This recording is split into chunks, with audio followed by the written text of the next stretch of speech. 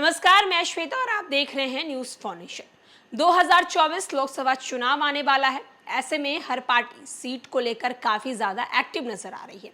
अगर हम महागठबंधन की बात करें तो महागठबंधन में जितने दल शामिल हैं वो अपने सीटों को लेकर लगातार राजद सुप्रीमो लालू प्रसाद यादव से मुलाकात कर रहे हैं और सीट पर चर्चा कर रहे हैं।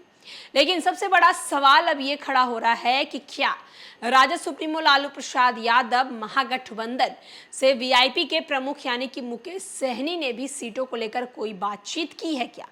दरअसल आपको बता दें कि सूत्रों के हवाले से खबर निकलकर सामने आ रही है। उसके अनुसार मुकेश सहनी की लालू तेजस्वी से बात बनती हुई शायद नजर आ रही है। वीआईपी के चीफ ने आरजेडी से 3 लोकसभा सीट की मांग की है। मुकेश सहनी इस बार महागठबंधन में रहकर लोकसभा चुनाव लड़ सकते हैं। बताया जा रहा है एनडीए से डील नहीं होने के बाद सहनी अब लालू तेजस्वी के संपर्क में है। आरजेडी से उनकी बात चल रही है। मुकेश सहनी 2019 की तर्ज पर 3 लोकसभा सीटों पर चुनाव लड़ने की मांग कर रहे हैं। अगर आरजेडी उनकी बात मान गई तो आज की होने वाली बैठक में ये ऐलान किया जा सकता है। रिपोर्ट्स में दावा किया जा रहा है कि मुकेश सहनी की महागठबंधन में एंट्री के लिए आरजेडी तैयार है। सहनी की पार्टी ने 3 सीटों पर चुनाव लड़ने का प्रस्ताव आरजेडी को दिया है। ये सीटें कौन सी हैं ये अभी पता नहीं चल पाई है। हालांकि लालू और तेजस्वी 3 सीटें मुकेश सहनी को देने पर मानेंगे या नहीं ये साफ नहीं हो पाया है। जो भी गठबंधन निषादों को आरक्षण देने का वादा करेगा वे उनसे हाथ मिलाएंगे। बीजेपी से उनकी इस मुद्दे पर बात नहीं बनी तो वीआईपी एनडीए में शामिल नहीं हुए। 2019 में मुकेश सहनी की पार्टी महागठबंधन में रहकर लोकसभा चुनाव लड़ी थी। उस वक्त वीआईपी ने मुजफ्फरपुर, खगड़िया और मधुबनी से अपने प्रत्याशी उतारे थे। खगड़िया मुकेश सहनी खुद चुनाव लड़े थे। हालांकि उस चुनाव में तीनों सीटों पर उन्हें हार का सामना करना पड़ा था। इस बार सहनी मुजफ्फरपुर से चुनावी मैदान में उतर सकते हैं। तो आप देख सकते हैं कि मुकेश सहनी को लेकर सूत्रों के हवाले से जो खबर निकलकर सामने आ रही है वो हम आप तक पहुंचा रहे हैं।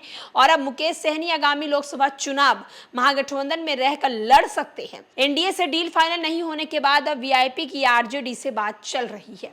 इस बात की पुष्टि न्यूज फाउंडेशन नहीं करता है। सूत्रों के हवाले से जो खबर निकलकर सामने आ रही है वो हम आप तक पहुंचा रहे हैं।